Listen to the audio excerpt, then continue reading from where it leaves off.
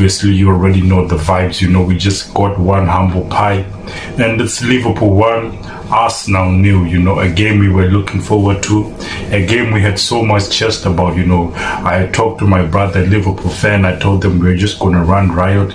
Joe Chris was going to come through. And with the signing, we had so much firepower, thinking the cannon was loaded, and we had so much chest. We were beating on our chest like King Kong, but that humble pie just came through, and bro, we gotta take it to the chin. We gotta take it to the chin. Let's start off the game. When I saw the lineup, I already knew it was chaos. I already knew it was chaos. Arteta came. Arteta was a coward. He was afraid of Liverpool. He led cojones. In a game where we thought he's been playing this team for 5 years now. He's been in the leagues 5 years, and let's show some cojones. So that you are here to prove a point. You are here to apply pressure. This guy set up for a draw. He's really set up for a draw. What four center backs and 3 midfielders? What do you think you're gonna get? Not 3 midfielders, 3 defensive midfielders. What do you think you're gonna get? And then you put up Joe Chris alone. You put up Joe Chris on the top. Joe Chris is not gonna do anything if there's no supply. Might as well not play him as well. Joe Chris was there alone.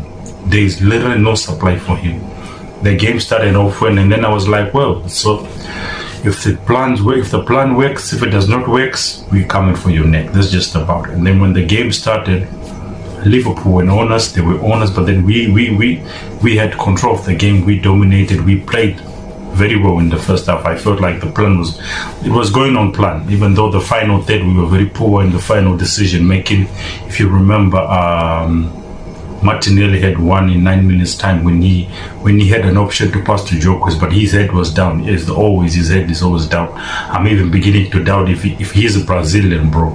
I'm beginning to doubt if he's a Brazilian, bro, because I doubt there's any Brazilian element in that guy. He's not Brazilian.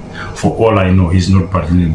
He has a chance and then he starts thinking dilly-dallying, 2 minds on his head, and then he ends up losing the ball. The ball goes out, That's done. And then Saliba gets injured in the 5th minute, and then Moscara comes in, and then only later to find out that Saliba was injured already. Then why you need to play him if he's injured already? But fair enough, it seems like Saliba was insisting on playing, but Moscara, round of applause, Moscara was one of the bright things of the game, because he came in and he was electric, he was on fire. We didn't even miss Saliba to top it off. No one even